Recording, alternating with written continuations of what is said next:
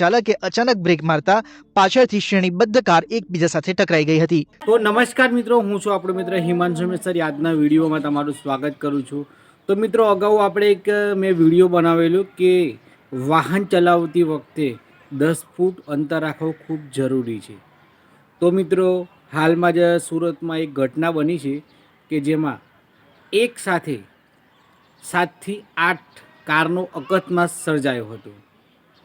ઘટના એવી છે કે સુરતમાં રેલવે બ્રિજ અંડરબ્રિજ આવેલો છે, ત્યાં એક કાર જઈ રહી હતી। કારની પાછળ લગભગ 7 જેટલી કારો જઈ રહી હતી અને એ બધી જે તમામ કારો જઈ રહી હતી ને તમામ કારોએ અંતર નહોતું જાળવ્યું। તેના કારણે આગળ જઈ રહેલી એક ગાડીએ આકસ્મિક બ્રેક મારી। તો બ્રેક મારતાની સાથે સાથે જે બીજી 6 થી 5 ગાડીઓ આવતી હતી તેમને પણ એકની પાછળ એક એમ કરીને 7 ગાડીઓ એક પાછળ એક ઘૂસી ગઈ। તો આવો અકસ્માત સર્જાયો। તો મિત્રો, તમે જ્યારે પણ ડ્રાઇવિંગ કરો ત્યારે 10 ફૂટનું અંતર રાખવું ખૂબ જરૂર છે, કારણ કે આકસ્મિક સમયે શું થઈ જાય તો એ કોઈને ખ્યાલ નથી હોતો। જો તમારું 10 ફૂટનું અંતર રાખેલું હોય તો તમારો બચાવ થઈ જાય છે।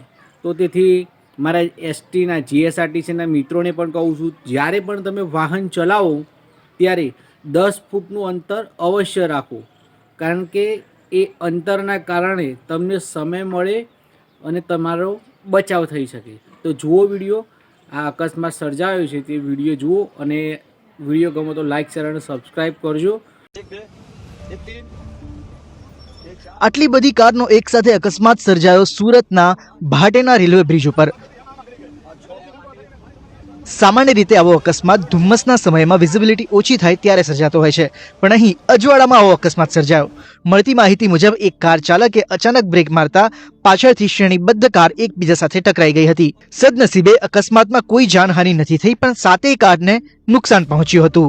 અકસ્માત બાબતે કંટ્રોલ રૂમમાં જાણ કરતા પોલીસ વાન ઘટના સ્થળ ઉપર પહોંચી હતી, જો કે 7 માંથી કોઈ પણ કાર ચાલકે ફરિયાદ નહોતી નોંધાવી। ये 3 ये 4 5